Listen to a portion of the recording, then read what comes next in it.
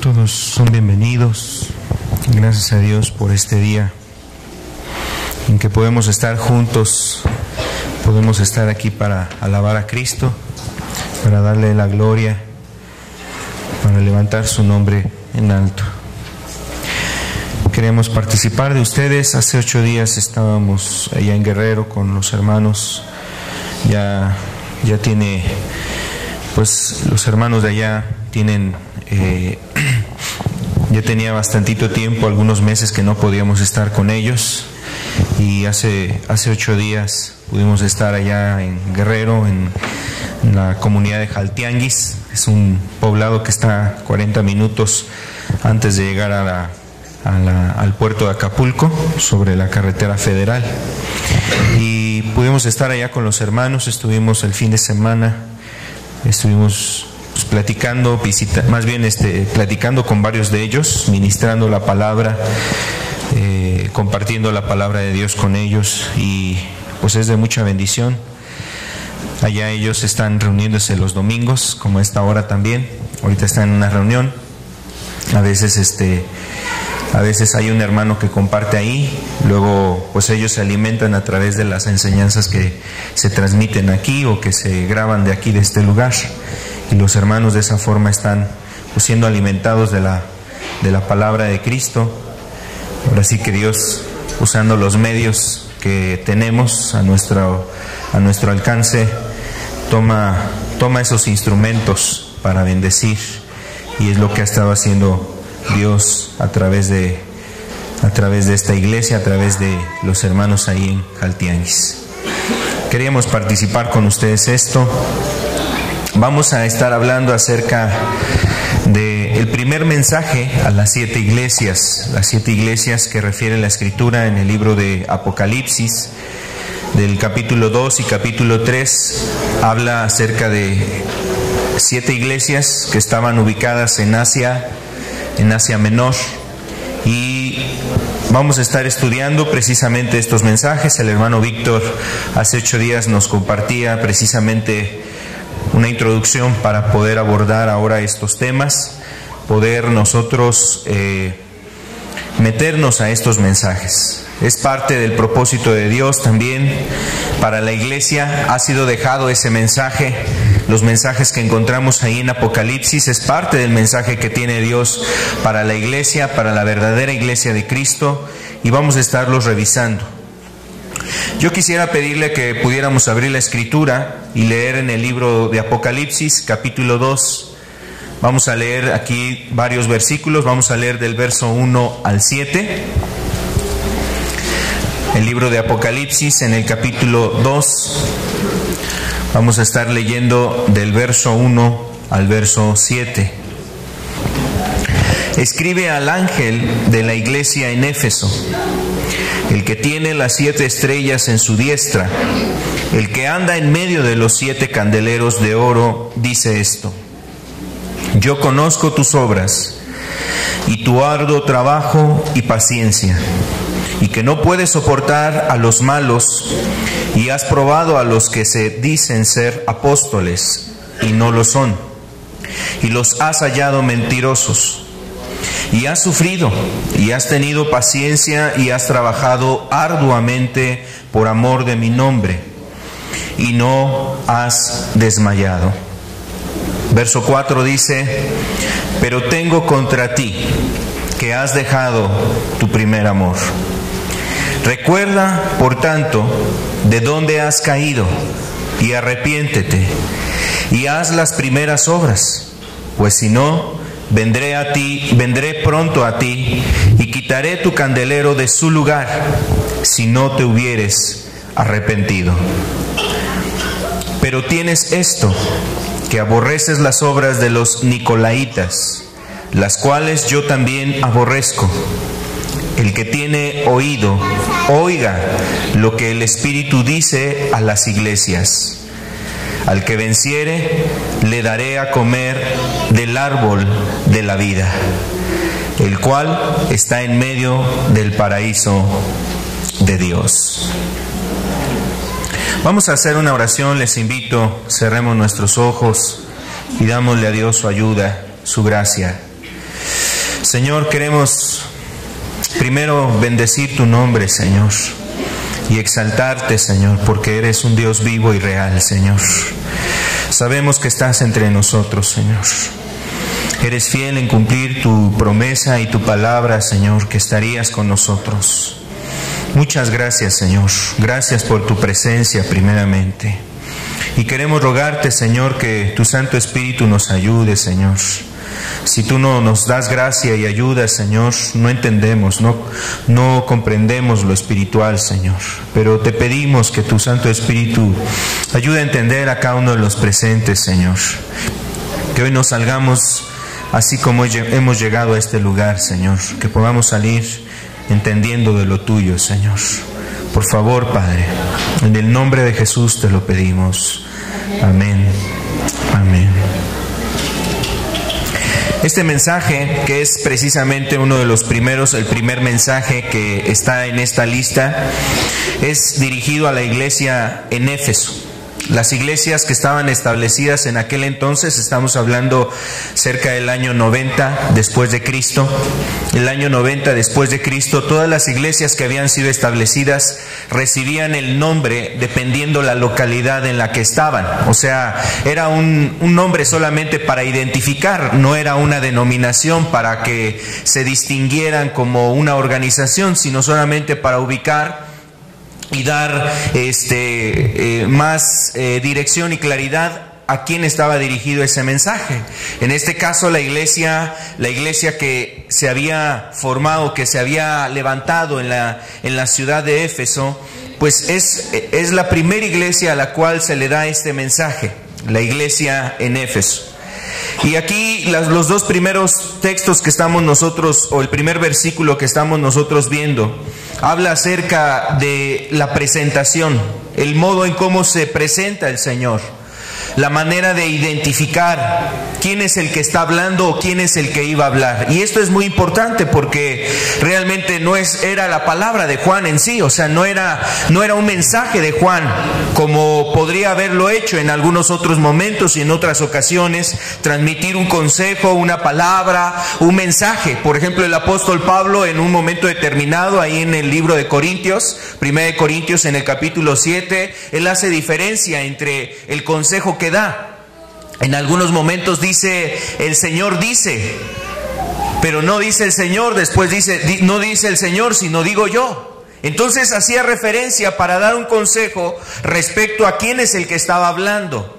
El consejo del apóstol, el consejo de un varón temeroso de Dios, o el consejo de parte de Dios. Aquí la carta de presentación en este mensaje a la iglesia en Éfeso es precisamente una carta importante, porque nos habla precisamente de que el Señor mismo es el que estaba hablando estas palabras.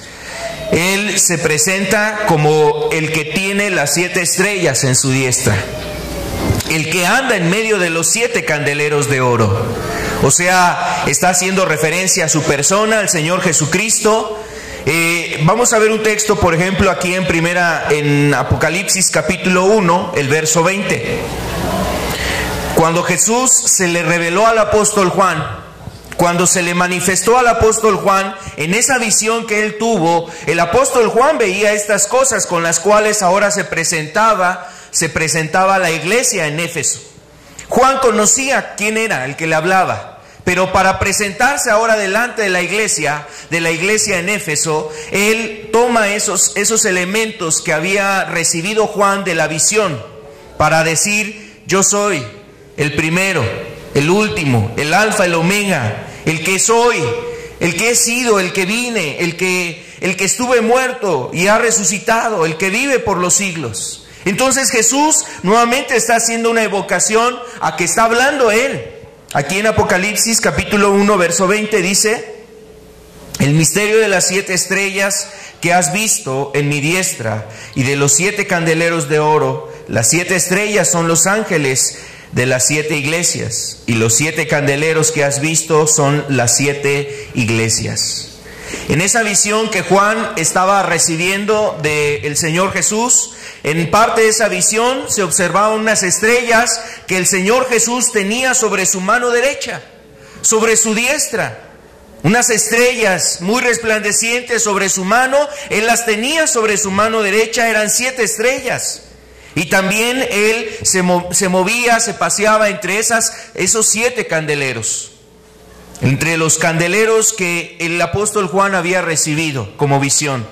Y bueno, esos candeleros eran la figura, precisamente una representación de la iglesia. Es decir, el Señor se mueve en medio de la iglesia. Él está en medio de la iglesia.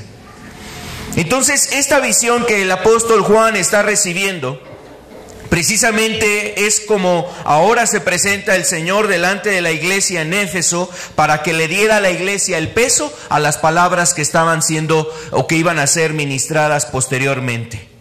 No está hablando cualquier ser, no está hablando el apóstol Juan, no está hablando un apóstol, está hablando el Señor de señores, el Rey de reyes, el Rey de toda la gloria.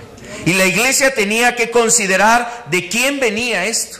Por eso al final de este verso, en el verso 1, dice esto: el que tiene las 7 estrellas, el que anda en medio de los candeleros, dice esto. El Señor es el que estaba hablando y la iglesia tenía que atender precisamente a ese mensaje.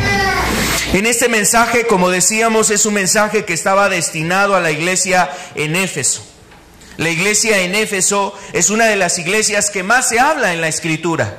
Es la iglesia que inclusive fue una iglesia con mucha gracia de parte de Dios. Una de las iglesias más atendidas, más regadas, más abonadas. Una de las iglesias donde había abundancia de gracia en esa iglesia.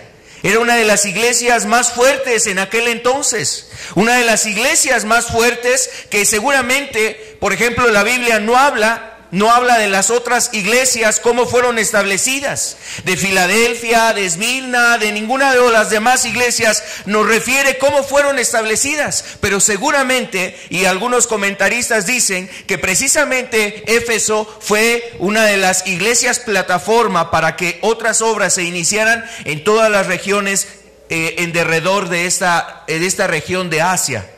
En Asia, particularmente los lugares de Asia, había sido visitado más Éfeso.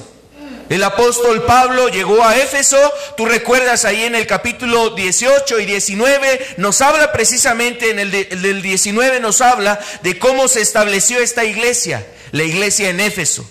Predicando, hablando la palabra, de repente hubo ahí una revuelta, un enojo, un tumulto de personas que estuvieron en discordia a la palabra, al evangelio. Pero de ahí se levantó un remanente de personas que quisieron amar, buscar a Dios de manera verdadera. Entonces ahí surge esa iglesia en Éfeso. Vamos a ver un mapa solamente para poder identificar estas regiones que nos habla la Escritura. La región de Éfeso, muy pegada al mar Egeo, y también cerca de esa región está Patmos. Más abajo está la isla de Patmos, que es la isla donde estaba desterrado, o donde había sido desterrado el apóstol Juan, como en una especie precisamente de prisión. Estaba en esa región. Ahí en Patmos es donde el apóstol Juan recibe esa visión, la visión del Apocalipsis, y donde también Dios le da estos mensajes a la iglesia. Entonces está él en Patmos. Está muy próxima la ciudad de Éfeso, después está Esmirna, está Pérgamo, está Teatira, Sardis, Filadelfia, y la última iglesia que habla la Escritura de estos mensajes es la de Laodicea. Estas 7 iglesias son las que se encontraban en Asia Menor. Y precisamente en este camino de Asia es donde se transitaba por tierra para llegar a Roma, pero también de ahí se transitaba para llegar a la región de Palestina, donde se encontraba Jerusalén. Eran los caminos principales que se tomaban. Entonces Éfeso fue una de las iglesias que surgieron de primera instancia en esta región de Asia Menor. Ahí predicó el apóstol Pablo. Ahí esa iglesia en Éfeso visitó también Apolos, que dice la Escritura que era un hombre elocuente en la palabra de Dios. Era un hombre poderoso en la palabra de Dios. Era un hombre que seguramente conocía mucho de las Escrituras, de las Sagradas Escrituras. También estuvo en Éfeso. También la Escritura dice que Pablo dejó ahí a Priscila y a su marido, estuvieron ahí predicando también la palabra de Dios. Y posteriormente también el apóstol Juan fue una de las iglesias que también visitó el apóstol Juan. Entonces era una iglesia que estaba había sido muy bendecida de parte de Dios. Vamos a ver el siguiente mapa, por favor. Es también un mapa que nos habla de las mismas iglesias. El mar Egeo está cerca ahí, Éfeso, cerca del mar. Está la iglesia de Esmirna, Pérgamo, Tiatira, Sardis, Filadelfia y Laodicea. Herápolis y Colosas, que también son referidas en la Escritura como lugares donde se predicó la palabra de Dios. De hecho, hay una epístola que es precisamente la epístola a los Colosenses, que es la región de Colosas, ahí donde hay una iglesia también. Pero no hay referencia en la Escritura de otra iglesia como la que se habla en este caso, como la de Éfeso. El siguiente mapa vamos a ver en esta región de Éfeso. En la siguiente imagen, perdón. Estaba construido un templo. Este templo que era considerado una de las 7 maravillas del mundo antiguo. El templo era dedicado a una diosa, Artemisa, conocida en la Escritura, o en la Escritura la refiere como Diana de los Efesios. Y Artemisa era una diosa que era obviamente alabada o exaltada por los griegos. Y ella era considerada una mujer, una diosa que enfermaba y sanaba a las mujeres. Estaba vinculada a la virginidad, estaba vinculada precisamente a la fertilidad. Era una diosa que inclusive se le atribuía pues ese grado de divinidad hacia los seres vivos, o sea, hacia las bestias, hacia los animales. Se representa a Diana como una mujer que era una mujer cazadora. También, por ejemplo, Diana era representada con muchos bustos en sus espaldas o en su frente, o por la parte frontal tenía muchos pechos, y era una representación que se hacía de esta mujer, de esta diosa. Ahora, Éfeso era casi que la capital de adoración para esta diosa, una diosa pagana. Y todos los lugares que estaban en torno, aún los lugares que estaban del otro lado del mar, hacían prosélitos, hacían peregrinajes, hacían viajes para llegar a este templo conocido en Éfeso, que era muy hermoso en aquel entonces, y que la gente llegaba ahí para rendir el culto a esta diosa, Artemisa, o Diana, como le conoce la Escritura. Entonces era un lugar muy visitado, era un lugar concurrido, era un lugar muy próspero, era un lugar prominente en cuanto a la economía, en cuanto a muchas cosas. La civilización en este lugar había sido avanzada, influenciada también por los pensamientos de los griegos. Y esta ciudad de Éfeso es ahí donde llega el apóstol Pablo a predicar la palabra, a predicar el evangelio. Y estando en ese lugar, en Éfeso, el apóstol Pablo predicando, hubo una gran lucha para poder llevar la palabra a ese lugar, para que la palabra pudiera progresar en ese lugar. Hubo mucha oposición, hubo mucha dificultad. Era un lugar donde la gente era celosa de esta adoración, de la adoración a esta diosa, a Artemisa. Y ahí en ese templo precisamente las gentes llegaban de todos lugares. La gente ahí era muy celosa a la adoración, el templo de Diana. Ahora quiero decirte que algo similar, o algo de lo que se puede representar en nuestros tiempos a ese templecillo, es como la basílica aquí en México.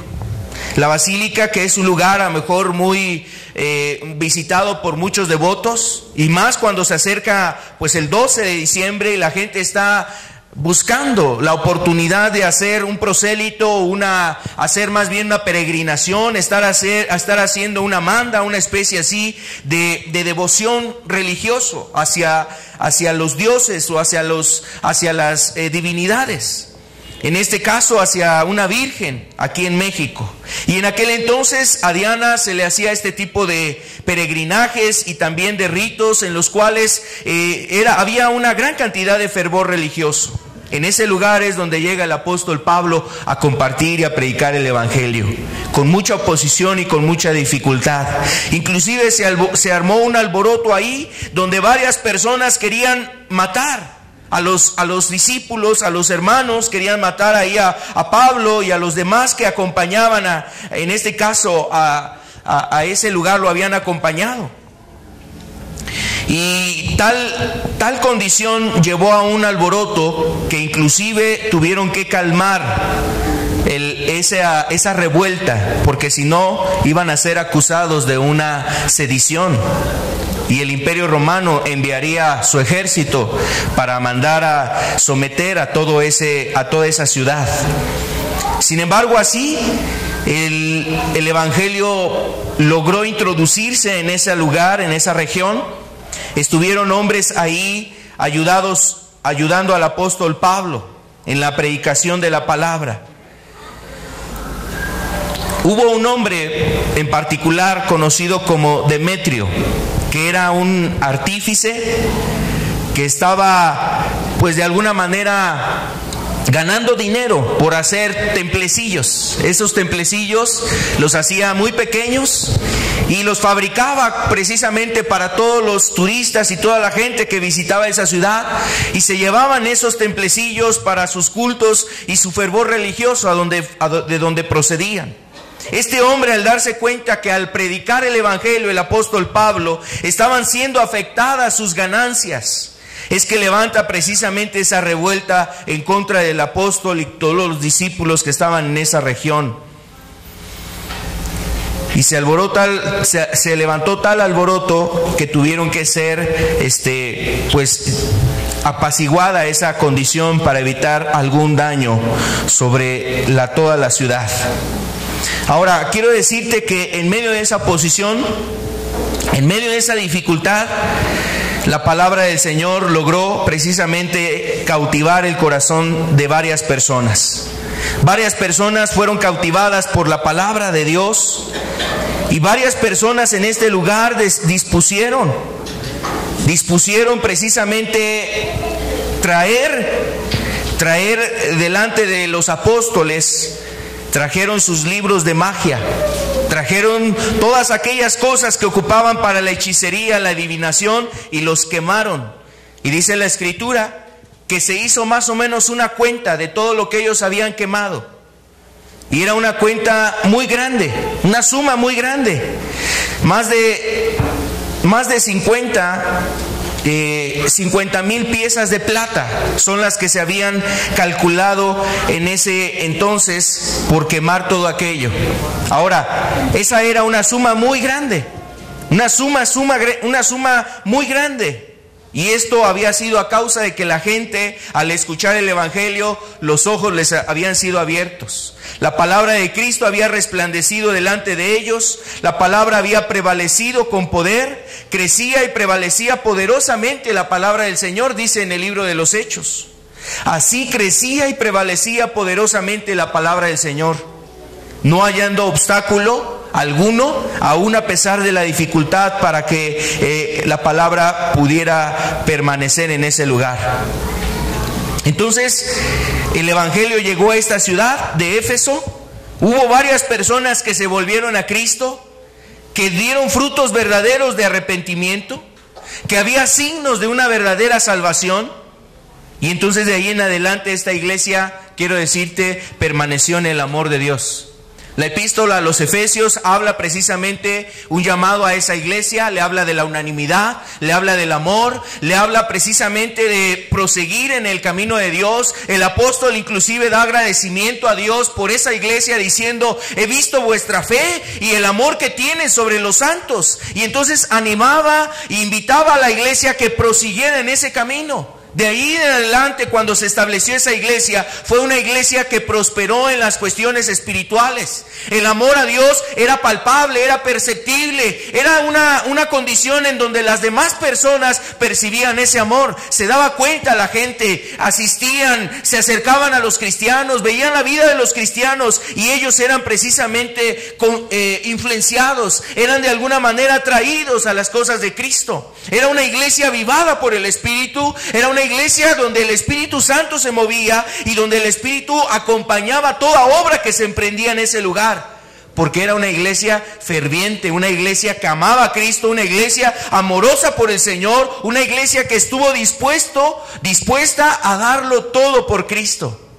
Aun cuando se levantó tal sedición y tal problema y tal lucha, tal adversidad. A ellos les costaba también el ser cristianos, les costaba inclusive ser menospreciados en su comunidad. El que no les vendieran productos, el que los aislaran, los reprimieran, el que los señalaran, los criticaran, el que fueran de alguna manera acusados injustamente, padecieron eso, pero eso no les detuvo. Ellos se levantaron como una iglesia para amar al Señor y para hacer su voluntad. Dejaron la idolatría, dejaron la borrachera, dejaron una serie de pecados y caminaron conforme a la voluntad de Dios. El apóstol Pablo alaba a esta iglesia ahí en la epístola a los Efesios y les habla precisamente de cuán importante era que ellos permanecieran en ese camino, prosiguieran en esa vida delante del Señor. Era algo necesario para esta iglesia. Importante. Todo eso lo habló el Señor, lo habló el apóstol Pablo, hablando de la unidad y de la santidad en esta iglesia. Hablaba precisamente de una relación basada en la vida de Cristo, en el amor que Cristo ha dado por nosotros. Aquí es donde nosotros encontramos un texto que es muy citado en la comunidad evangélica, en las iglesias cristianas, donde habla precisamente de que por gracia sois salvos. Donde se hace un llamado a que no es por obras, donde se hace un llamado inclusive a los judíos ahí que dejaran aquellos rituales que estaban acostumbrados a hacer para quererse ganar a lo mejor el favor de Dios y que se volvieran precisamente a Cristo, que lo reconocieran como el Mesías, como el Salvador, que hicieran a un lado sus obras de justicia propia y que vinieran a los pies de Cristo para andar conforme al propósito de Él. Cuando esta iglesia escuchó eso, precisamente ahí se les hace un llamado que ellos eran salvos por la gracia, porque es gracias al amor y a la misericordia de Dios. Dios que es rico en misericordia, por su amor con que nos amó. Decía el apóstol, aún estando nosotros muertos en pecados, nos dio vida juntamente con Cristo. Por gracia sois salvos, les llamaba el apóstol Pablo. Entonces la epístola también hace un énfasis a esta iglesia, a la iglesia en Éfeso, a que recordara ese amor, que tuviera presente el amor de Cristo, el amor de Dios, el amor de ese Padre que había enviado a su Hijo para los perdidos o por causa de los perdidos, que había enviado a su Hijo, que había renunciado aún a la presencia de su Hijo, a dejar a su Hijo a un lado, hacerlo, enviarlo a la tierra para que Él pudiera mostrar el camino a la vida eterna. El amor que tuvo Dios, el Padre, para los perdidos. Dios que es rico en misericordia por su amor con que nos amó. Por su gran amor con que nos amó, dice la Escritura.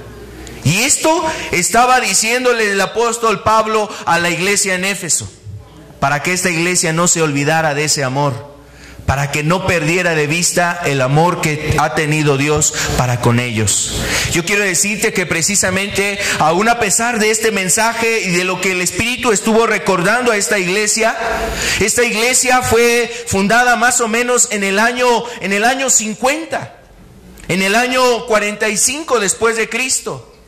Y esa iglesia después, el apóstol Pablo envió una epístola cerca del año 60 después de Cristo. Le envía esta epístola de los Efesios. Y después el Señor, a través del apóstol Juan, cerca del año 90 después de Cristo, nuevamente una epístola para esta iglesia. Eso habla precisamente del amor. Eso habla del amor de Dios para esta iglesia. Pero yo quiero decirte que eso nos da un mensaje a nosotros. Eso mismo describe el amor que tiene Dios para contigo, para conmigo. ¿Cuántas veces el Señor ha hablado a tu vida? ¿Cuántas veces el Señor te ha enviado mensajeros, te ha dado mensajes, te ha hablado a tu vida, ha estado atrás de ti, ha estado Dios hablando a tu vida? De una y muchas maneras habla Dios al hombre. Y ha estado el Señor atrás de ti. Y quizás dentro de ti, aun cuando estás lejos de las cosas de Dios, aun cuando no te has acercado, ahí está el Señor tratando y trabajando tu corazón, hablando a tu vida, ministrando la palabra, hablando a tu vida. El Espíritu está hablando a ti y ahí está el amor de Dios, con su grande amor con que te ha amado. Hasta este día, aún clamándole tú en la enfermedad, rogándole al Señor misericordia en tus problemas, pidiéndole a Dios su intervención en ciertas situaciones, y ahí está la mano de Dios sobre tu vida. Haciendo las cosas Dios para ti, o sea, mostrando su favor, extendiendo su mano para contigo, mostrando su buena voluntad, extendiendo su mano, su brazo poderoso, aún ayudando en tu necesidad, pero también, mira, aún redarguyendo en tu vida. Seguramente el Señor no solamente ha querido mostrar su gracia, sino también hacerte ver que has estado mal y que has estado lejos de Él, que le has ofendido, que has contristado que has contristado su persona, que le has contristado por causa de tu pecado, por causa de iniquidades. El Señor mostrando su amor para contigo, mostrando su amor para contigo. Dice la Escritura en un pasaje aquí de Efesios, vamos a verlo, Efesios 2, el verso 4 y 5. Pero Dios, que es rico en misericordia, por su gran amor con que nos amó, dice el verso 5, aún estando nosotros muertos en pecados, nos dio vida juntamente con Cristo. Estando muertos en pecados, dice, nos dio vida juntamente con Cristo. Si vemos también el verso, vamos a ver el verso 12. El verso 12 dice, en aquel tiempo, se refiere al tiempo cuando no estábamos con Dios, cuando Cristo no estaba en nuestras vidas. En aquel tiempo, dice, estabais sin Cristo, alejados de la ciudadanía de Israel y ajenos a los pactos de la promesa. Estabais sin Cristo, dice, y también aquí dice, sin esperanza. Y dice, sin Dios en el mundo. Pero ahora, en Cristo Jesús, vosotros que en otro tiempo estabais lejos, habéis sido hechos cercanos por la sangre de Cristo. La verdad es que cuando una persona empieza a considerar su vida, su estado espiritual, y considera también a Dios, mira, la persona al darse cuenta de su vida de iniquidad, su vida de pecado, le cuesta trabajo acercarse a Dios porque entiende que Dios es un ser muy santo, 3 veces santo. Entiende que Dios es muy santo y le cuesta trabajo acercarse a Dios porque no se siente digno, se siente sucio, se siente vil. Yo quiero decirte, realmente así es cuando un cristiano, con una persona se ha dado cuenta de su vida espiritual, una persona que ha empezado a oír de la palabra de Dios, se siente vil delante de Dios. Estaba sin Cristo, estaba sin esperanza y estaba, dice, sin Dios. Pero Cristo, ahora Cristo es el que nos ha acercado. Ahora por Cristo nosotros podemos acercarnos a Dios, porque la sangre de Cristo es la que limpia nuestras iniquidades. Por la sangre de Cristo nuestros pecados son perdonados. Por la sangre de Jesús, el amor que Él virtió en la cruz, porque eso es precisamente el llamado también que Dios ha hecho a través de la cruz para con nosotros. El llamado de un amor que Él tiene para contigo. Que anticipadamente, aún antes de que tú reconsideraras tus pecados, Él ya dio su vida por ti. Que aún antes de que tú consideres y te des cuenta que has sido una persona que ha ofendido a Dios, Él ya ha dado el pago para que tú te salves. El amor tan grande que Él ha tenido. Entonces, En la escritura en Éfeso, aquí en la epístola a Éfeso, se llevaba a la iglesia a que recordara el amor de Cristo. Por Cristo, ellos ahora podían estar cerca de Dios. Ahora podían disfrutar de lo de Cristo, de lo de Dios. Aun cuando ellos estaban muertos en sus pecados, Dios tuvo compasión de ellos. Y es lo mismo para una persona que ha considerado su vida espiritual y se ha dado cuenta cómo está delante de Dios. El apóstol Pablo hablaba a esta iglesia llevándola precisamente a considerar esto. Y este mensaje entonces para la iglesia a Éfeso, no solamente el de las epístolas, sino el que viene ahora en el libro de Apocalipsis, lleva a esta iglesia a que reconsidere lo grande que había sido Dios para con ella, su compasión tan grande.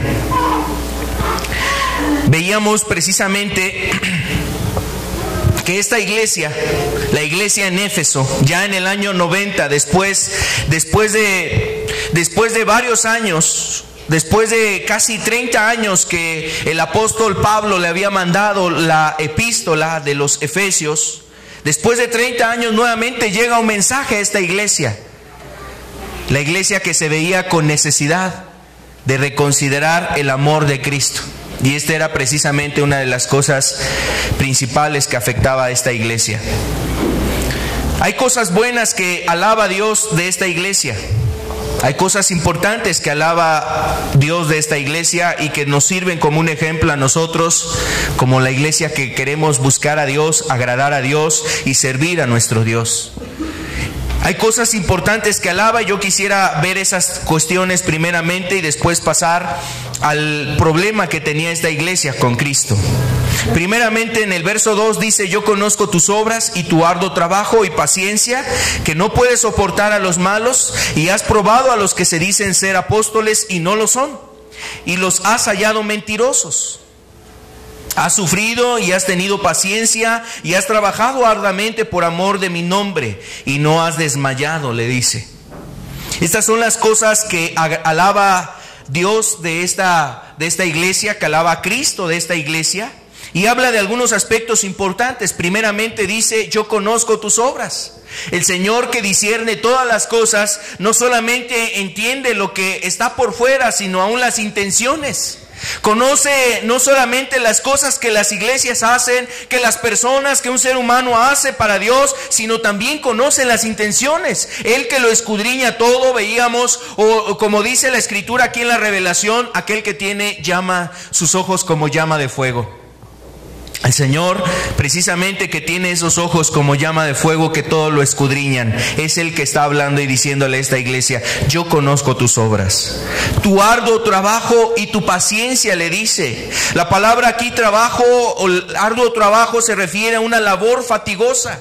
Era una iglesia que, si tú recuerdas, así como había sido iniciada esta iglesia, cómo se inició esa iglesia en medio de la lucha, en medio de la oposición, en medio de la dificultad, pero fue una iglesia que estuvo trabajando para que el reino de Dios se extendiera en su misma comunidad. Quizás había mucha labor en parte de esta iglesia, es lo que exalta Cristo de esta iglesia, tu arduo trabajo, esa labor fatigosa que has llevado. Quizás eran personas muy dedicadas al servicio de Dios, para hacer diligentemente toda obra, predicar la palabra, levantar el nombre de Cristo, ayudar a los necesitados, extender el reino de Dios. Era una iglesia envuelta en la obra, en el servicio a Dios, para levantar una generación piadosa. Familias que se entregaban por sus hijos, padres que se daban por sus hijos para servirlos, amarlos, procurarles el bien, infundir en ellos principios, formarlos como personas, llevarlos a una madurez, llevarlos precisamente a que fueran personas de bien para esa comunidad. Y sobre todo porque ahora entendían lo de Cristo. Trabajaban arduamente. Quizás era una iglesia que se esforzaba y se esmeraba demasiado en las cosas del reino. sirviendo, extendiendo el reino de Dios, trabajando en sus vidas, trabajando en sus familias, trabajando alrededor, llevando la palabra de Dios, visitando a los huérfanos, visitando a las viudas, extendiendo el reino de Dios con los más necesitados, ayudando al menesteroso, extendiendo su mano al que estaba cansado, llevando las cargas de los oprimidos, visitando a los que estaban enfermos, haciendo misericordia para con las personas que tenían realmente necesidad. Era una iglesia que estaba trabajada, que había sido trabajo tras trabajo, una labor que realmente les llevaba a estar en un estado aún cansado espiritualmente, fatigados. Pero además dice que era una iglesia también paciente, una iglesia con paciencia.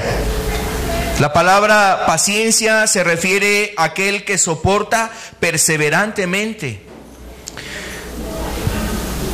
Y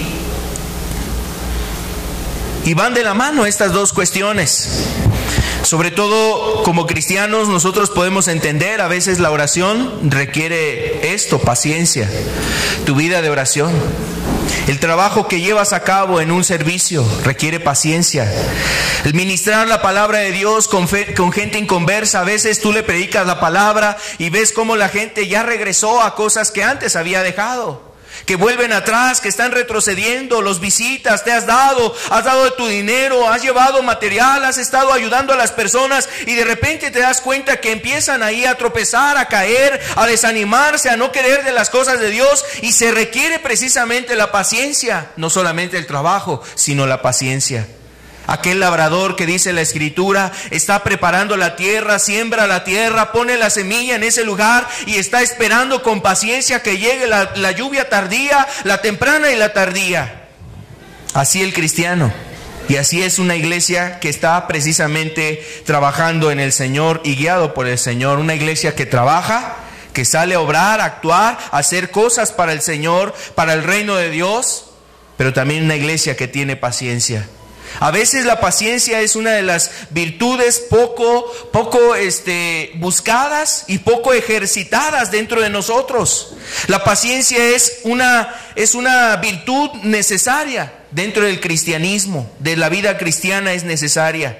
Por ejemplo, en 2 de Pedro, capítulo 1, verso 6, no lo vamos a ver, pero usted lo puede revisar en casa. 2 de Pedro, capítulo 1, verso 6, habla precisamente de distintas virtudes y dentro de estas virtudes habla de la paciencia. Añadida a vuestra fe, virtud, etcétera, y dice también acerca de la paciencia. Los cristianos debemos de ejercitar esa paciencia para perseverar en la oración, en el servicio, en la entrega, en el amor. A veces cuando una persona se cansa precisamente en el amor, hay que considerar que ha hecho falta paciencia. Pero estos dos aspectos que exalta el Señor de esta iglesia, el trabajo arduo y la paciencia, son dos cosas importantes. Pero quiero decirte que estas dos halagos que recibe la iglesia, en un momento determinado se iban a acabar, no iban a durar mucho más.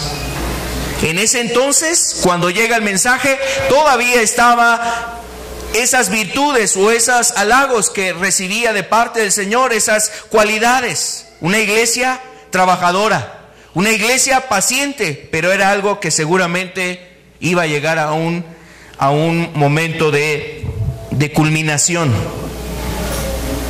En la epístola a los Hebreos, por ejemplo, es un ejemplo que tenemos.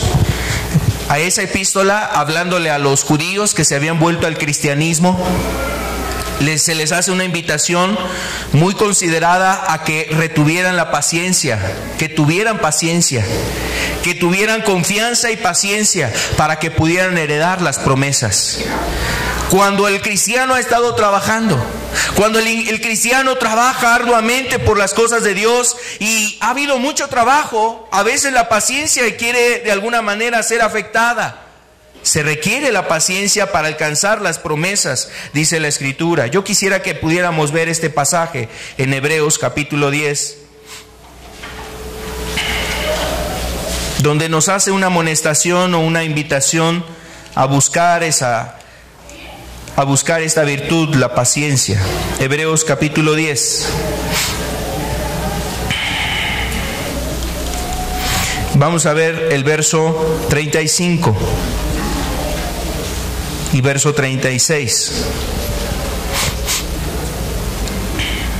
No perdáis pues vuestra confianza, que tiene grande galardón, porque es necesario la paciencia para que, habiendo hecho la voluntad de Dios, obtengáis la promesa. No perdáis vuestra confianza, que tiene grande galardón, dice.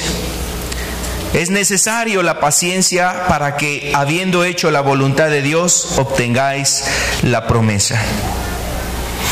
Cuando ese cristiano ha estado trabajando, ha habido un trabajo fuerte en sus actividades como padre, quizás como madre, al criar unos hijos, a criar hijos. A veces se requiere eso, un trabajo muy fuerte, una labor fatigosa con los hijos. Estar instruyendo, estar corrigiendo, estar cuidándolos, estar guiándolos, estar acompañándolos en el camino de Dios, orando por ellos. Y a veces eso es una labor que cansa, que lleva de alguna manera a pensar a los padres, o sea, les consume en sus pensamientos. Muchas veces les lleva a los padres a estar ahí doblando rodillas por los hijos, en la oración, en la intercesión, clamando por sus hijos. Y no es cualquier labor la de criar a los hijos. No es cualquier labor la de ministrar la palabra en una célula de estudio, el predicar la palabra, el visitar a un enfermo, el visitar a una viuda, el ayudar a una persona necesitada. No es cualquier labor, son labores que realmente requieren un grande trabajo. Juntamente con ese trabajo se requiere la paciencia para que, habiendo hecho la voluntad de Dios, se alcancen las promesas. Y así es como esta iglesia caminaba, trabajando, siendo paciente, haciendo la voluntad de Dios, y esperaba alcanzar esas promesas. Es una de las virtudes que vemos en esta iglesia. Otra cualidad más que alaba al Señor en esta iglesia, además del trabajo y la paciencia que tenía, dice, no soportaba a los malos. Probaba a los que eran llamados o se llamaban a sí mismos apóstoles y los hallaba mentirosos. Esto implica varias cosas. Había una santidad en esta iglesia. No soportaba a los malos. Y la santidad implica no solamente apartarse del pecado, sino aún cuidar precisamente el aspecto que tiene que ver con la relación, el trato con los impíos, con los inconversos. No soportaba la comunión con los inconversos. No toleraba precisamente no se agradaba de las reuniones paganas. No se agradaba de congeniar con gente inconversa. Su pensar no era como el del mundo. No buscaba las cosas que la gente busca en el mundo. Entonces no soportaba a los malos. Habla de la santidad. También habla precisamente de esta iglesia que probaba a los que dicen ser apóstoles. Esto se refiere al discernimiento. Un discernimiento espiritual que ellos tenían, precisamente un discernimiento que tenían sobre las verdades de la Escritura, sobre la verdad de Dios. Discernían entre lo bueno y lo malo. Sabían discernir cuando una persona traía un mensaje errado, inadecuado, que no concordaba a la voluntad de Dios. Y entonces lo hallaban precisamente como un falso maestro, lo hallaban como un profeta falso, lo hallaban como una persona inadecuada para presidir, para dirigir, para guiar a otras personas en el ámbito espiritual, en las cosas de Dios. Entonces no era cualquier iglesia. Ahora, si tú y yo recordamos en el libro de los Hechos, vamos a ver este pasaje, Hechos capítulo 20, el verso 28, mira. La última vez que el apóstol Pablo se refirió a la iglesia de Éfeso, aquí lo vemos, o sea, la última vez que él tuvo contacto con las personas de Éfeso fue a través de los ancianos de esa iglesia, los predicadores, los obispos, los pastores de esa iglesia. Pablo ya no entró a Éfeso, llegó a Mileto y mandó a llamar desde Mileto a los líderes de la iglesia. Y les habló estas palabras en el verso 28 y verso 30. Por tanto, mirad por vosotros, le decía a los pastores, a los obispos, a los ancianos de Éfeso, les dice, mirad por vosotros y por todo el rebaño que el Espíritu Santo os ha puesto por obispos, para apacentar la iglesia del Señor, la cual Él ganó por su propia sangre. Porque yo sé que después de mi partida entrarán en medio de vosotros lobos rapaces, que no perdonarán al rebaño. Y de vosotros mismos se levantarán hombres que hablen cosas perversas, para arrastrar tras sí a los discípulos. Aquí el apóstol Pablo, el Espíritu Santo le da esta profecía y le da esta ministración, y el apóstol advierte a los predicadores de Éfeso, a los ancianos de esa iglesia, y les dicen, tengan cuidado, miren, tengan cuidado de la iglesia, tengan cuidado del rebaño que Dios ha dado en sus manos. Ese rebaño que no lo han ganado ustedes, no le he ganado yo, es el rebaño que el Señor ha ganado con su propia sangre. Tengan cuidado de ese rebaño, porque yo sé que después de mi partida entrarán en medio de vosotros lobos rapaces, que no perdonarán al rebaño. Y además les dice, se levantarán hombres de vosotros mismos, dice. O sea, no iba a llegar un nuevo predicador de allá afuera, ¿no? Que nos visitó el hermano fulano de tal, de la iglesia Peniel o de la iglesia Betel. No era un nuevo predicador de otros lugares, de entre ellos mismos se iba a levantar. Dice, se levantarán hombres que hablen cosas perversas y arrastrarán tras sí a los discípulos. Entonces el apóstol cerca de 30 años les advirtió, o sea, anticipadamente advertía esto. Y esto que estamos nosotros aquí leyendo, ya comparado con la epístola, el mensaje a la iglesia en Éfeso, en el Apocalipsis, pasaron cerca de 30 años. ¿Y sabes cuán obedientes fue esa iglesia? Cuán hermoso era que esa iglesia permanecía en la doctrina de los apóstoles, en la doctrina de los profetas y de los apóstoles. Permanecieron 30 años caminando conforme a la voluntad de Dios, y aún dice la Escritura que por eso Jesús alababa a esta iglesia, porque aunque se habían levantado apóstoles, ellos los habían hallado como mentirosos y no los habían tolerado dentro de ellos.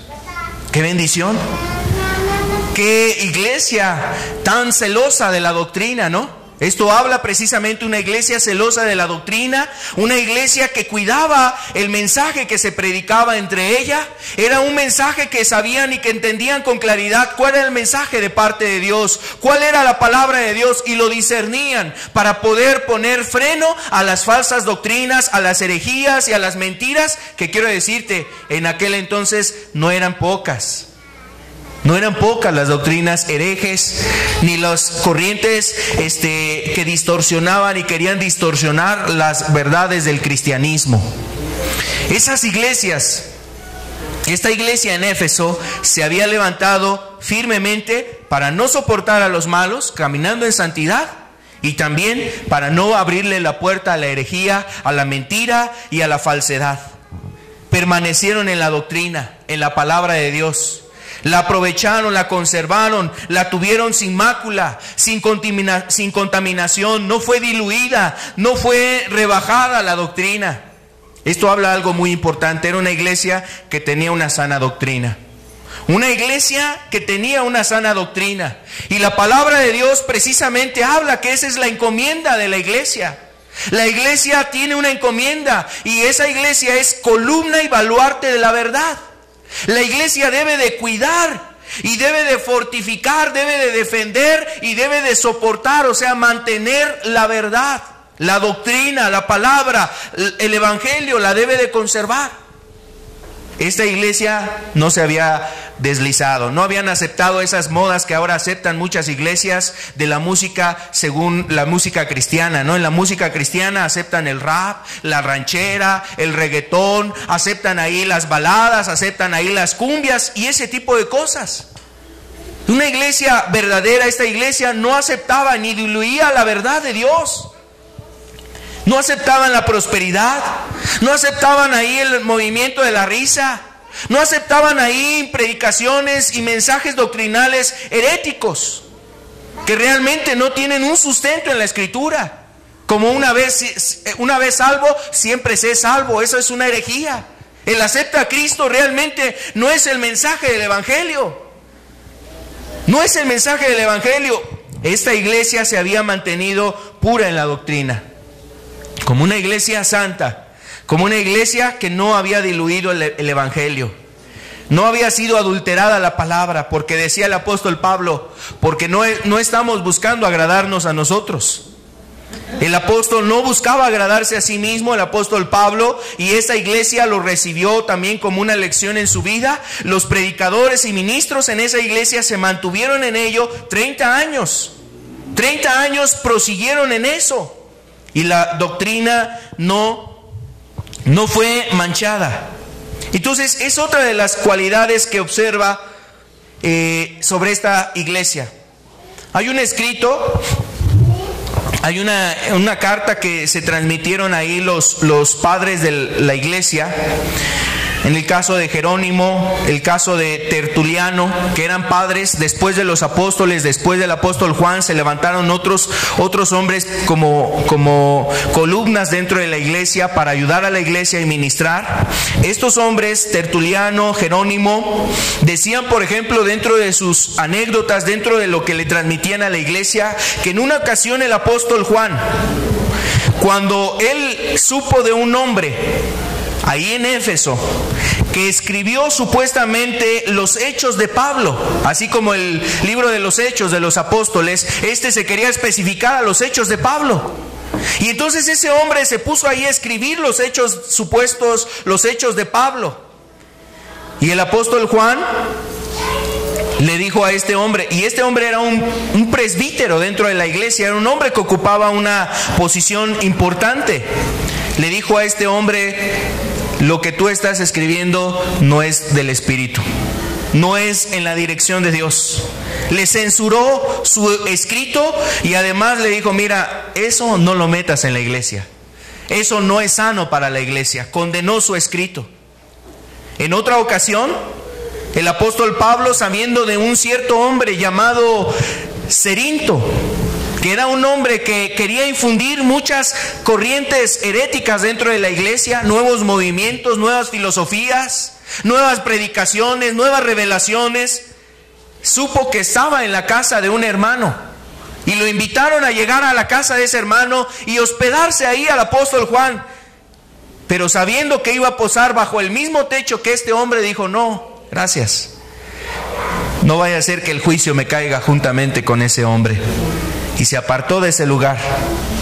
Entonces vemos a esta iglesia, esto se daba en ese lugar en Éfeso, y vemos a esta iglesia que recibió enseñanza de muchos lugares para conservar la doctrina, para cuidar la palabra de Dios, para amarla, apreciarla y valorarla y no diluirla. No le daban las perlas a los cerdos, no le daban las perlas a aquellos que no valoraban precisamente la palabra. Era una iglesia celosa por las cosas de Dios.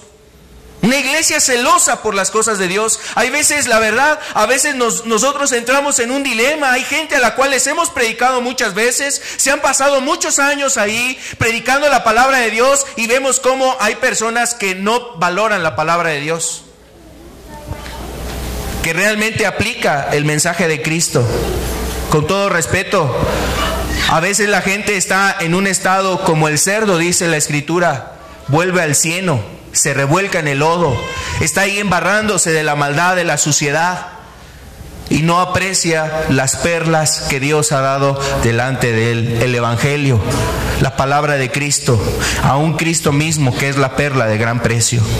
El Señor no lo valora y la gente está haciendo el pecado y se deleita en el pecado y a cada rato vuelve a su vómito, como decía el apóstol Pedro, como el perro vuelve a su vómito y vuelve a lo mismo, al mismo pecado y vuelve a lo mismo, está en ese estado. Quiero decirte, esa iglesia, aún en aquel entonces había iglesias, las iglesias eran tan celosas que inclusive primero, para que un borracho pudiera entrar a una congregación, primero tenía que dejar su pecado. Tenía que dejar su pecado. Si seguía la borrachera, no, pues hasta que decidas por Dios, hasta que quieras realmente buscar a Dios. Si eras un adúltero y andabas ahí en adulterio, tenías que dejar tu adulterio primeramente para ver que realmente tenías interés en las cosas de Dios y te interesaba tu salvación. Porque hay gente que la verdad, ha menospreciado la palabra de Dios y ha menospreciado la palabra de Cristo. Esta iglesia fue una iglesia que cuidó la palabra de Dios. Dice también la Escritura que ellos aborrecían las obras de los nicolaitas. Aborrecían las obras de los nicolaitas. Es la otra parte de la exaltación que le da Dios a esta iglesia. La obra de los nicolaitas. Esto lo dice en el verso 6. Pero tienes esto. Apocalipsis 2:6 dice: pero tienes esto, que aborreces las obras de los nicolaitas, las cuales yo también aborrezco. Una iglesia que no se juntaba con un movimiento que obviamente profanaba y diluía las cosas de Dios. Los nicolaitas, se tiene se tiene una hipótesis de dónde surgieron esta corriente, que eran cristianos o se denominaban cristianos que seguían la doctrina nicolaíta. Nicolaíta se supone o se piensa que fue uno de los diáconos, uno de los 7 diáconos que se escogieron ahí en el libro de los Hechos. Habla de un hombre llamado Nicolás, que era prosélito de Antioquía, dice la Escritura, en Hechos 6, el verso 3 y verso 5. Habla de este hombre Nicolás y habla de él como uno de los que promovieron este tipo de doctrina nicolaíta. Y la doctrina que movían a este movimiento, que dirigía este movimiento nicolaíta, era diluir la palabra de Dios. Tomaban como una licencia la libertad que ofrecía Cristo. Los nicolaitas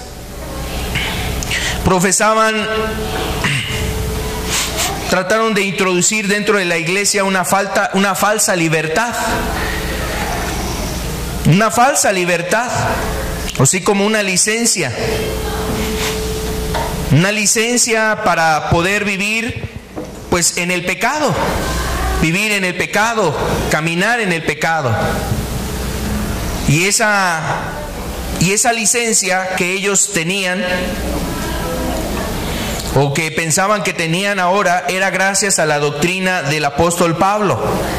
Interpretaban de una manera errada y equivocada que la salvación era por gracia de Dios y que obviamente ellos podían permitirse cosas en su vida.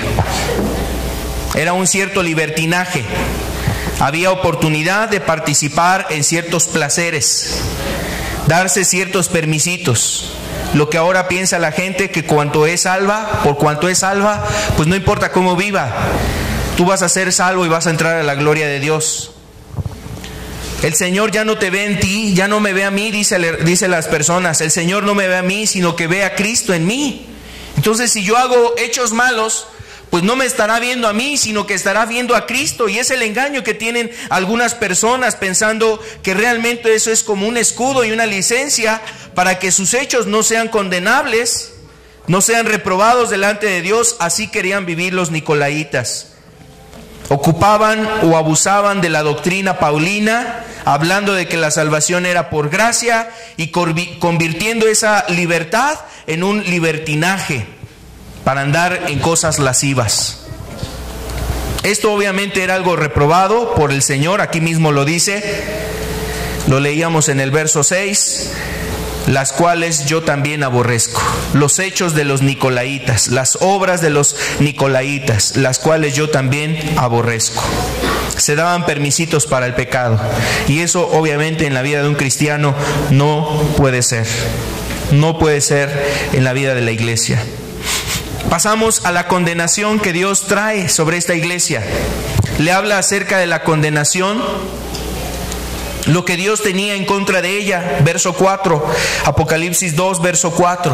Después de la exaltación, después de la alabanza, después del reconocimiento, después de hacerle ver las cualidades que Dios veía en esa iglesia, que le decía: yo conozco tus obras, yo sé todo lo que has hecho, yo conozco tu corazón. Después de alabarla, le dice: pero tengo contra ti, que has dejado tu primer amor. Ahora, la verdad es que esta iglesia, en comparación con otras 6 restantes, otras 6 iglesias más, otras iglesias más, la Escritura habla de esta falta que la iglesia, que Dios veía en esa iglesia. Pero en comparación con otras iglesias donde se había metido la herejía, donde había ahí pecados de maldad, de fornicación, de adulterio, donde había ahí cosas heréticas, donde había una tibieza, donde había pecados ahí en las otras iglesias, pareciera que el pecado de esta iglesia era un pecado muy pequeño. Podría parecer como un pecado muy pequeño, pero la realidad es que es una de las cosas que más aborrece el Señor. Es uno de los pecados que más aborrece el Señor. Todos los pecados son reprobables delante de Dios. Todas las cosas hablan de que delante de Dios son reprobables. O sea, todas merecen un castigo. Todo pecado merece un castigo y recibirá un castigo. Pero el Señor aquí habla con un dolor profundo. A veces cuando la persona peca en contra de alguien, pues el que recibe el agravio es el que se siente más dolido. Si por ejemplo a ti te robaron, te estafaron, te mintieron, pues tú te vas a sentir con el dolor en contra de aquella persona que te agravió, la persona que te hizo un daño. Y no solamente la persona que cometió el agravio, o sea, él tiene un problema contigo, sino también tiene un problema delante de Dios. La persona que miente, le miente a sus padres, le miente a tal o cual persona, esas personas tienen un problema con el Padre, tienen un problema con la persona que agravian, pero también tienen un problema con Dios. Y es el problema más difícil de arreglar. A lo mejor tú vas y te disculpas con tu padre, te disculpas con tu madre, te disculpas con tal o cual persona, y no hay ningún problema, te perdona tu padre, tu madre. Pero ¿cómo vas a arreglar el problema con Dios? ¿Así de fácil?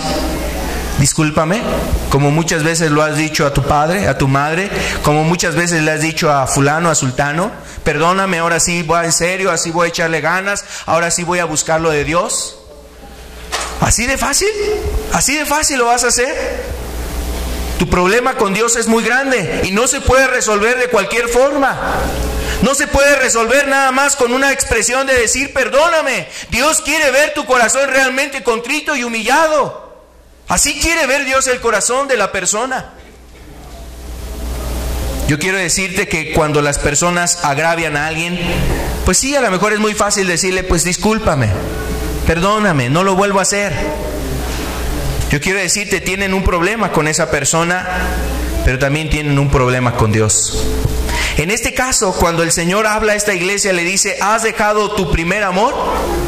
No se refiere al amor para con una persona, su esposa, sus padres, sus hijos.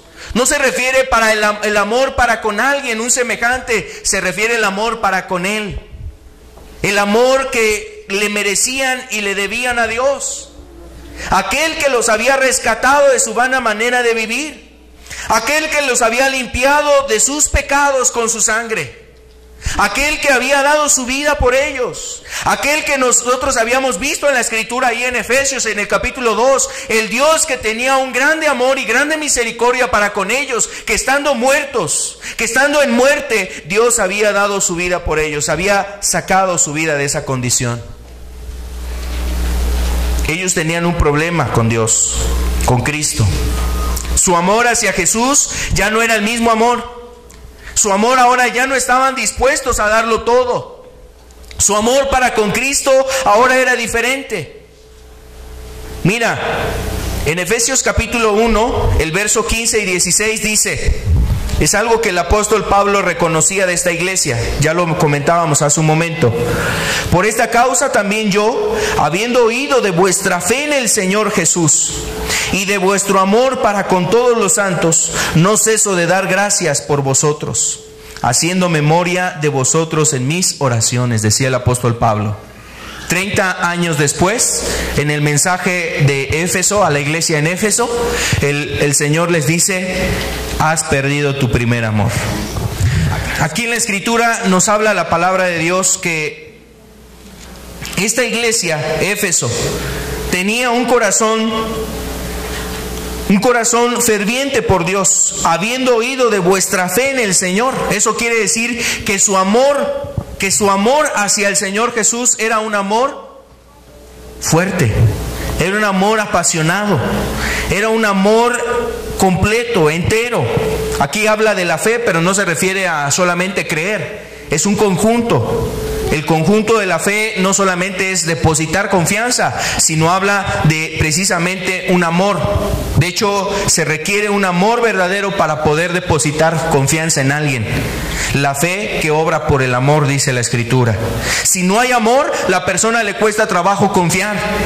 Si no hay un amor verdadero, entonces la persona no mira a Jesús con confianza, no se puede acercar con confianza. Si no entiende el amor de Cristo, la pasión de Cristo, el amor tan grande que tuvo Jesús por él en la cruz, eso no le invita a confiar en Jesús. Si no capta el mensaje de la cruz, si no entiende en su corazón, en su alma, que Jesús lo amó tanto para derramar su sangre, la gente por eso no se acerca a Jesús, o se acerca ligeramente, tibiamente, como una historieta así de amor nada más, una historia así nada más, donde la hemos repetido, la hemos oído, la hemos escuchado, donde la has escuchado a lo mejor. Has oído de esa historia donde Cristo dio su vida por ti, derramó su sangre y todo lo que has escuchado de esa historia. Pero si no lo entiendes realmente y no comprendes que fue un amor tan grande, tú no tienes confianza para acercarte a Jesús. No tienes la confianza. Y el apóstol Pablo, entendiendo la fe que esa iglesia tenía, le daba gracias a Dios. Además, esa fe estaba acompañada de las obras. Un amor que se reflejaba entre los hermanos, o sea, un amor para con todos los santos, dice.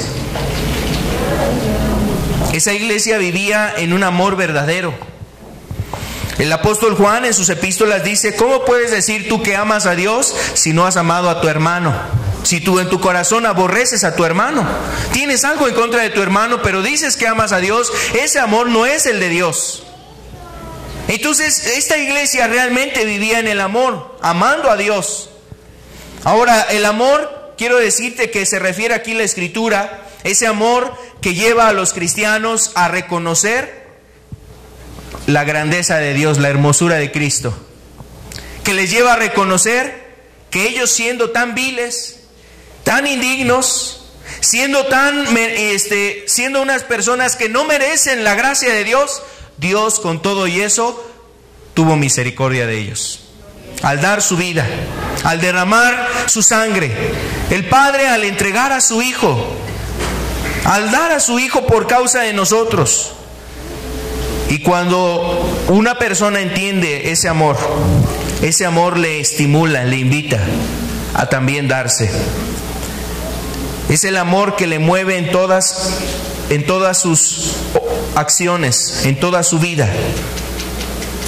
Decía el apóstol Pablo: si yo hablase lenguas humanas y angelicales y no tengo amor, vengo a ser como metal que retiñe, como címbalo que retiñe. Si yo tuviese profecía y entendiese todos los misterios y toda ciencia, si yo tuviese toda la fe de tal manera que trasladase los montes y no tengo amor, nada soy. Pero si repartiese mis bienes para dar de comer a los pobres, y si entregase mi cuerpo para ser quemado y no tengo amor, de nada me sirve.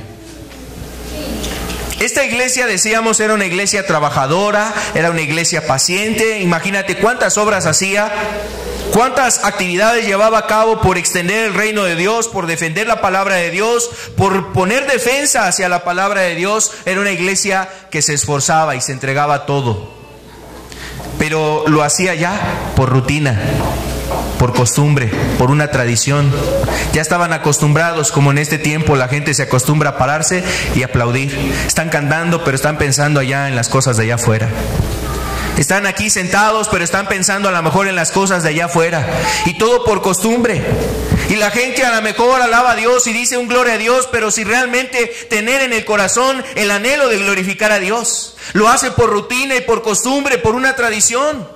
La gente hace las cosas así. Ahora las iglesias se mueven por la costumbre y la tradición. Aquí, mira, aquí somos de los que oramos de rodillas. Aquí somos de los que usamos el velo. Aquí somos de los que aplaudimos de esta manera. Aquí somos de los que alabamos de esta forma con tales y cuales instrumentos. Y la gente lo hace por costumbres y tradiciones, pero realmente sin entender, sin desear en su corazón tener el anhelo de glorificar a Dios, solamente siguiendo tradiciones de hombres que han sido impuestas por hombres.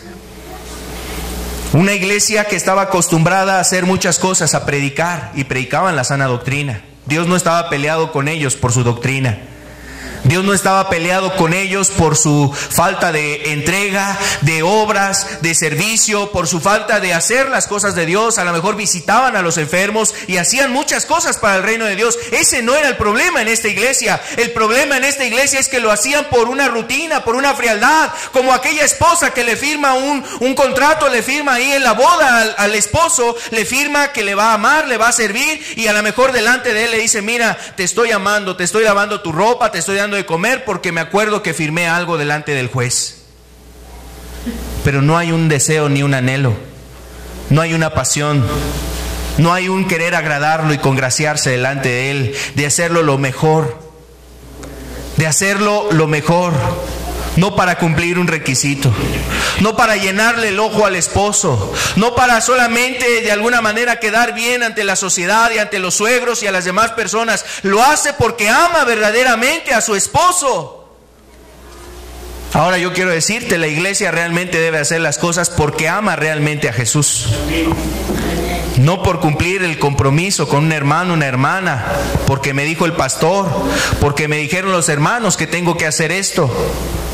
A veces necesitamos la instrucción, pero la instrucción es solamente la que nos encausa a poner nuestros ojos en Cristo y reconocer que Él merece todo de nosotros y hacerlo todo para Él y por amor a Él. Su amor ferviente se estaba apagando sobre esta iglesia. Ya no era una pasión, ya no era un deleite, era una costumbre, era una rutina, era una monotonía. Como muchas iglesias que llegan ahí a la alabanza, y la verdad es que solamente las alabanzas son los que les avivan, los que les encienden y les mueven precisamente las emociones. Después pasan a la palabra y la palabra les aburre. La palabra les produce sueño y bostezo. No es una iglesia que realmente es ferviente. No es una persona que fervientemente esté buscando a Dios. Era una iglesia ortodoxa en ese sentido, pero estéril. ¿Qué quiere decir ortodoxa? Llena de dogmas, de prácticas, costumbres y cosas que a lo mejor podían parecer cosas muy buenas, pero realmente había una gran ausencia en esa iglesia: el amor. El amor ya no estaba en ellos. A lo mejor se acostumbraron a saludar por amor. Al inicio era el amor el que les empujaba a saludar a un hermano, a visitarlo, a estar con él, a orar por él, a hacer cosas por él, pero después era la pura costumbre. Era la pura tradición, era nada más el querer llenar el ojo, el cumplir las cualidades y las características que establecieron los hermanos ahí en la iglesia. Ya no era la pasión, ya no era el fervor, el hacer todo para Cristo y por Cristo, para agradar a Jesús, para no ofenderlo, para cuidar de no agraviar a mi Señor. Y así vemos ahora muchas personas que dicen que son cristianas, pero no es el motor, el amor a Cristo, lo que les lleva a apartarse del pecado. Dice que es cristiano, pero anda pecando. Dice que es cristiano, pero anda en una vida rutinaria, ni siquiera ha orado, ni siquiera lee la Escritura, ni siquiera busca realmente de Dios, ni busca a su prójimo ni a su semejante. No hay un amor verdadero.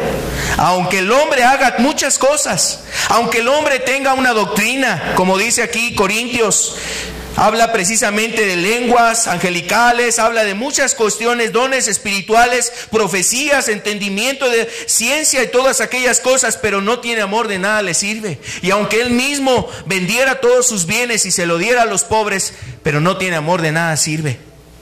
Aunque tuviera a lo mejor su cuerpo que ser ofrecido en sacrificio y ser quemado por causa del evangelio, pero no tiene amor, de nada le sirve.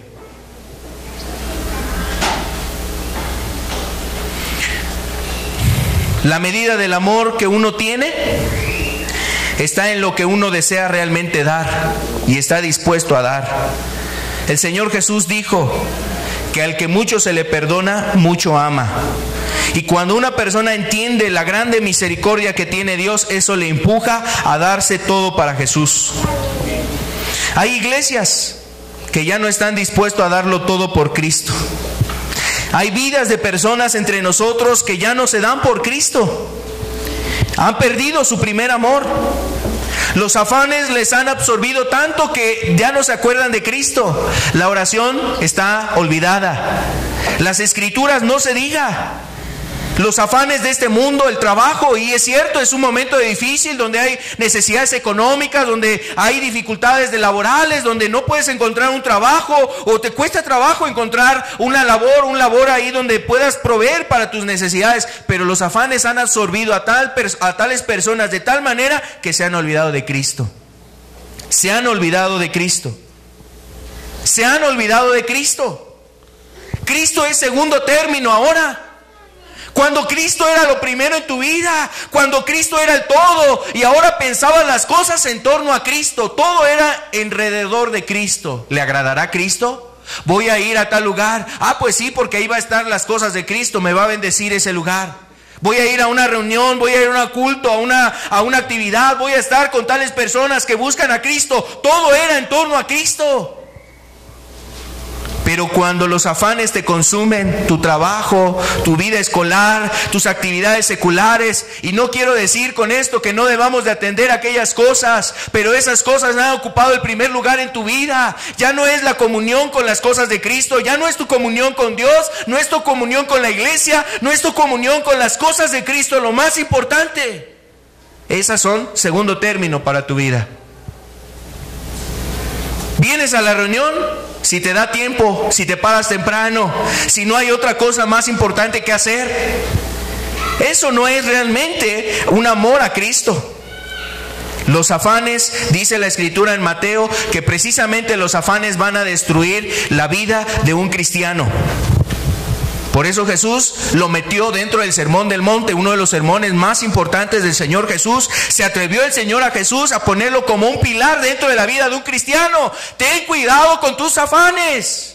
Cuídate de tus afanes. A lo mejor es bueno para irte para allá, para acá, ir de arriba para abajo, hacer muchas cosas por Cristo y para Cristo, porque no le reprochaba eso Jesús a esta iglesia. Todo esto lo haces por amor de mi nombre, pero era una rutina, era una tradición. Se habían olvidado del Espíritu de Dios, se habían olvidado de Dios mismo. Lo hacían solamente para cumplir con una labor terrenal. Cual siervo está al tronido de los dedos del capataz. Así estaba sirviendo esta iglesia ahora al Señor, pero no como un amigo, no como el amado, no como el que anhelaba su alma, no por el cual estaba dispuesto a dejarlo todo, como dice el Cantar de los Cantares: con razón te aman, porque tu amor es mejor que el vino. Y eso habla del amor y de la pasión que sentía la esposa por el esposo. Una iglesia que no ama al Señor es una iglesia que empieza a tener la tibieza en su vida. Cuídate de los afanes. Los afanes habían llevado a esta iglesia seguramente a perder su comunión con Dios. Y cuando no tienen comunión con Dios es como un marido y como una esposa que solamente se dicen buenos días, y esas son las únicas palabras que se externan. No hay un fomentar el amor entre ellos como maridos. No hay el halagar a la esposa, ni el esposo halagar ni viceversa. O sea, no está el halagar a la esposa, ni la esposa halagar al marido. No hay eso. ¿Y tú crees por qué muchas relaciones ahora se enfrían? Porque allá la secretaria le halaga, porque allá fulano de tal le halaga. Y no es una justificación para esos procederes de adulterio, de infidelidad, etcétera. Pero es solamente un panorama de cómo una relación se empieza a enfriar. Porque no hay un halago, porque no hay una alabanza, porque no hay un decir te amo, te quiero. Y cuando esas cosas no están dentro de un matrimonio, todas esas cosas afectan un matrimonio. ¿Cuánto y más? Una comunión con Cristo. Cuando tú no has pasado muchos años y no le has dicho al Señor, o mucho tiempo ha pasado y no le has dicho te amo, pero no de labios, de todo tu corazón. No por rutina, no por repetir cosas, sino sinceramente de tu corazón. Porque el decirlo implica que estás dispuesto a amarlo y a obedecerlo, a hacer su voluntad. La maldad en derredor llevaba al incremento también de que un amor se enfríe, decía Jesús. Por haberse multiplicado la maldad, el amor de muchos se enfriará. Y seguramente en esta iglesia, al ver los pecados y la maldad en derredor, la gente que no quería buscar de Cristo, la gente que se volvía más a la idolatría, a los pecados, como tú quizás ves a tu familia más entregada y más consagrada a la maldad, a la iniquidad, y tú te desanimas y te desalientas, y tú te desesperas y hasta le reprochas a Dios cosas. La maldad que se incrementa lleva a que algunas personas que no cuidan su amor, se enfría su amor. Se enfría su amor. Ves la maldad a tu alrededor, la violencia, la inseguridad, ves los problemas, los pecados abundando en este tiempo. Aún por causa de esos pecados tú eres afectado, quizás por el adulterio de tu esposo, por las mentiras de un familiar, por el fraude de una persona cercana a ti. Es defraudada tu vida y entonces tu amor hacia Jesús empieza a apagarse. Cuando el primer amor se ha acabado en ti, hay rutina y hay monotonía. Hay poco deseo de servir a Dios. Hay poco amor por los hermanos y por las cosas de Cristo. Hay queja y hay murmuración, hay ligereza. Hay también una ligereza en tu vida espiritual, te das permisitos. Hay permisitos para hacer una cosa u otra que obviamente reprueba la Escritura. Y obviamente no se diga, el buscar las cosas espirituales, hay una ausencia. Para una reunión, para buscar las cosas de Dios, para predicar el Evangelio de Dios, para ayudar a los necesitados, no hay precisamente una participación. Dios amonesta a esta iglesia y le advierte, le dice, recuerda de dónde has caído. Recuerda de dónde has caído. Y le ordena, arrepiéntete y haz las primeras obras. Arrepiéntete y haz las primeras obras.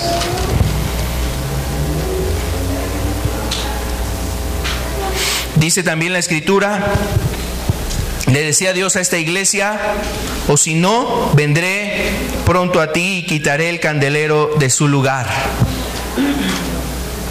El candelero representa esa iglesia. Y representa a la iglesia que podía tener esa presencia o estar en la presencia del Señor. Pero lo que está diciendo el Señor es que iba a quitar ese candelero de su lugar. Esta iglesia podía ser movida de la presencia de Dios. Ser movida de la presencia de Dios, y obviamente no dejaría a Dios ese lugar vacío, ocuparía otro candelero. Eso es lo que hace el Señor cuando una persona se olvida de Él. ¿Sabes? Otro viene y ocupa tu lugar. Otro viene y entiende más rápidamente las cosas espirituales que tú. Otro viene y avanza en las cosas espirituales más que tú. Porque en tu corazón has perdido el amor a Dios. Entonces el Señor llama a esta iglesia a que se arrepienta. Y el arrepentimiento consistía en que esta iglesia tenía que hacer esas obras. Y la obra principal que tiene que hacer una iglesia o una persona que ha perdido su primer amor es ir a los pies de Jesús, pedirle perdón por esa frialdad de su amor, por esa traición, por esa poca manifestación de amor hacia Él. No ha habido esa manifestación, se ha ocupado más de muchas cosas menos de atender su comunión con Dios, su relación con Dios. No de dar pauta a que su amor esté puesto delante de Dios. No ha habido expresiones de gratitud y agradecimiento a Dios. No hay actitudes también de aún quebrantarse en su vida delante del Señor para decirle: Señor, me acuerdo cuando estaba en estos pecados. Y todavía me acuerdo más cómo tú, Señor, siendo yo tan vil, me has perdonado. Y no hay quebranto en su vida al recordar lo que Jesús hizo por él en la cruz. Su vida lo ve como una rutina y una repetición, como una historia grabada y sellada ahí en un libro que nos habla acerca de la muerte de Jesús, pero nada más. En su corazón no hay un dolor. El hombre tiene que arrepentirse, la iglesia tiene que arrepentirse cuando ha caído en esto. Tiene que hacer las primeras obras, buscar la comunión con Dios. Enamórame, Señor. Vuelve a enamorarme.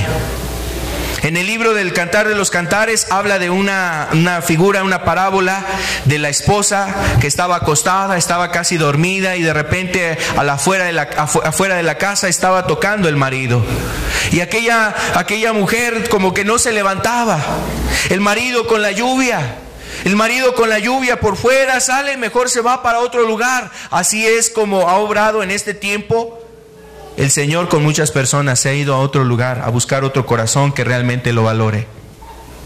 Se ha ido a buscar a otras personas que realmente le aprecien, le den el lugar. El Señor va a buscar. Así ha habido personas entre nosotros que han perdido su primer amor y no se han dado cuenta, que han dejado pasar las cosas en su vida, que no han considerado. Lo ven como poca cosa el no orar. Mañana oro, pasado mañana oro, dentro de 3 días oro. Ya cuando venga la reunión ahí, entonces que Dios me dé un plus, que Dios me dé ahí un fuego para que entonces otra vez retome mi andar, agarre el ritmo y el paso para las cosas de Dios. Eso habla de una frialdad en el amor hacia Dios.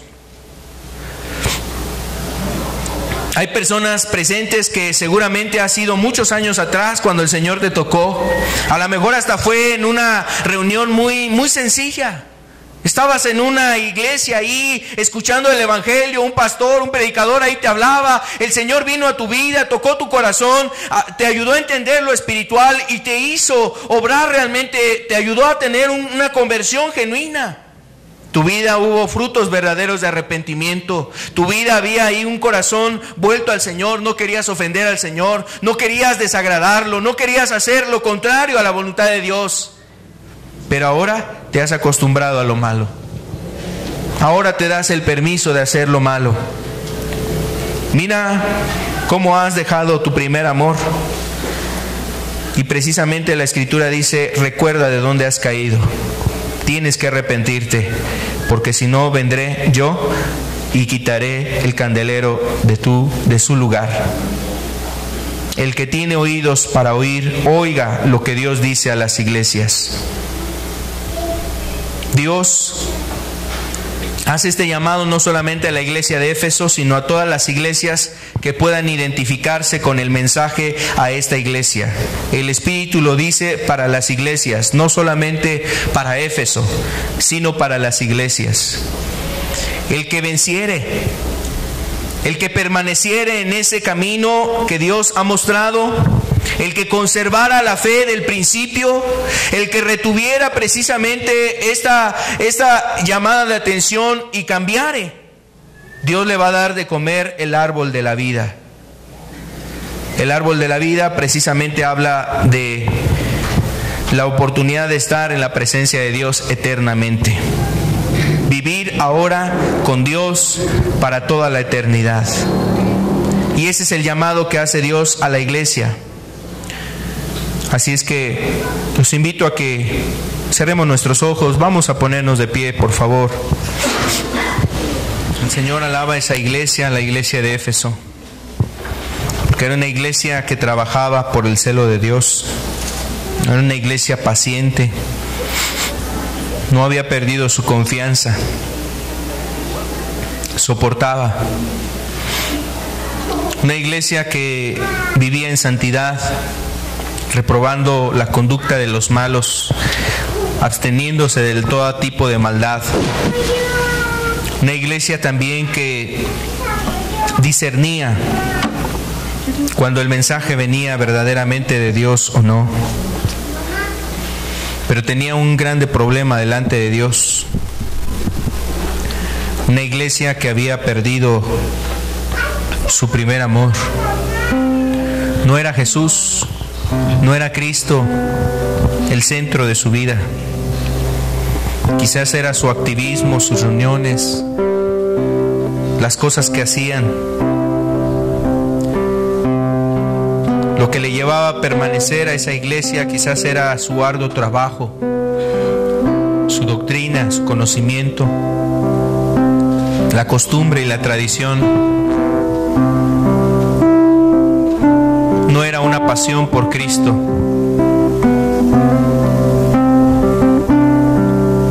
No era el anhelo de agradar a Dios, de hallar gracia delante de los ojos de Dios.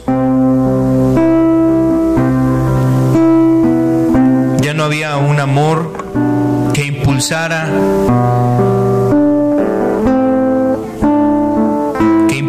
toda su vida. No era el amor a Jesús.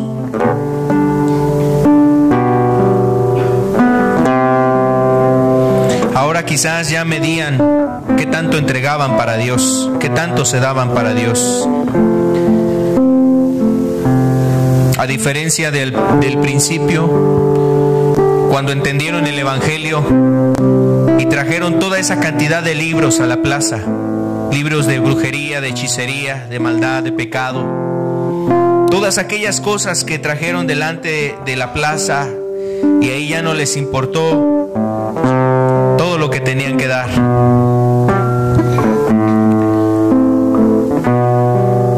Pero 30 años después esta iglesia estaba perdiendo ese anhelo de darlo todo por Jesús, de agradar a Cristo,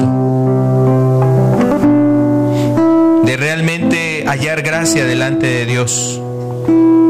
Ahora ya medían el amor, la cantidad de amor que le daban al Señor.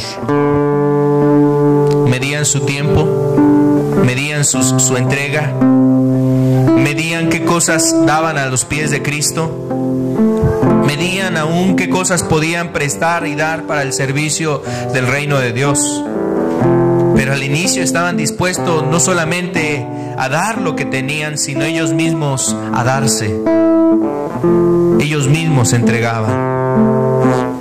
Al principio no escatimaban nada de ello. No importaba que estuviese hasta el otro lado del poblado de la ciudad, el visitar un alma, lo hacían. No importaba que les implicara un gasto, consumir fuerzas, tiempo, dejar actividades que podían ser lícitas para ellos. Lo hacían por amor al Señor. Pero para este entonces, ahora medían su amor para Cristo. Había rutina, monotonía, poco deseo de servir al Señor, poco amor entre ellos como discípulos. Había ligereza en su vida espiritual, apatía, indiferencia, menosprecio hacia las cosas de Dios, hacia las reuniones, hacia el servicio de Dios. Había queja, murmuración, los afanes les consumían, la maldad que estaba a su alrededor permeaba en sus vidas, les llevaba a tener desánimo, desaliento, les llevaba a que su corazón se enfriara. Aquí es donde el apóstol Pablo les dijo: no nos cansemos de hacer el bien, que a su tiempo segaremos. Pero esta iglesia se cansaba de hacer el bien. Sus fuerzas empezaban a faltarle. Después de dejar el amor, el primer amor a Cristo, si esa iglesia no hubiese venido el mensaje que le llegó de parte de Dios, en un tiempo más adelante esa iglesia hubiese tenido problemas todavía más serios delante de Dios. Se hubieran infiltrado herejías, se hubiese infiltrado el pecado, hubiese venido una apostasía sobre esta iglesia. Por eso el mensaje de Cristo llegó en su momento y a tiempo para esta iglesia, haciendo todavía una recomendación: el que tiene oídos para oír, oiga lo que el Espíritu dice a las iglesias. En estos tiempos nosotros debemos de guardarnos de perder el primer amor. Como iglesia debemos de cuidar nuestro amor al Señor. Tú que quieres buscar a Jesús, caminar con Él, Él es el que nos ha amado con su grande amor. Por su grande amor nos ha visitado, por su grande amor está con nosotros. Hoy está el Señor aquí y Él quiere que tú le conozcas. Él quiere revelarse a tu vida, que entiendas el amor que Él tiene por ti.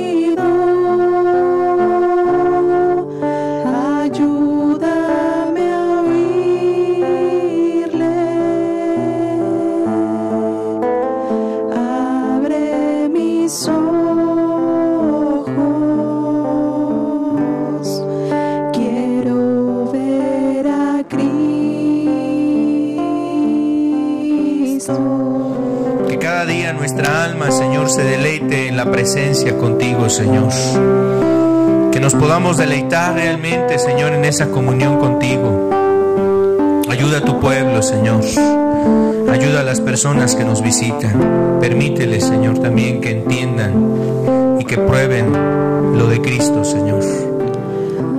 Abre mis ojos,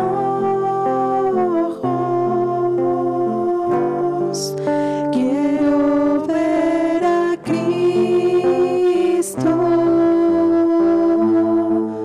poderle tocar y decirle te amo. Abre mi oído.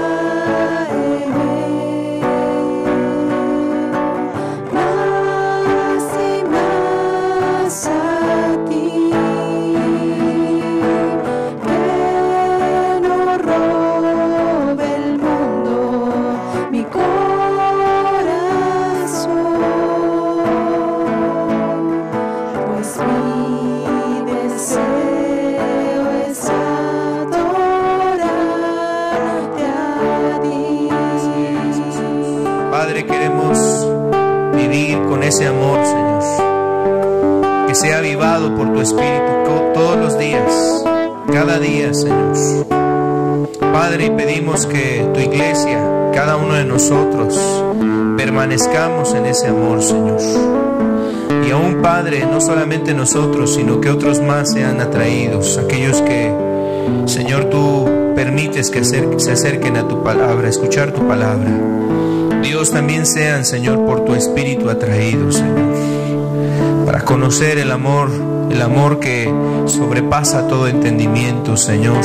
Ese amor que dice la Escritura, Señor, excede, Señor amado, a todo lo que hemos conocido de esta tierra. Padre, ayúdanos a vivir en ese amor, un amor por ti, Dios. Te lo pedimos, Padre, en el nombre de Jesús, Señor. Amén, Señor Jesús. Amén.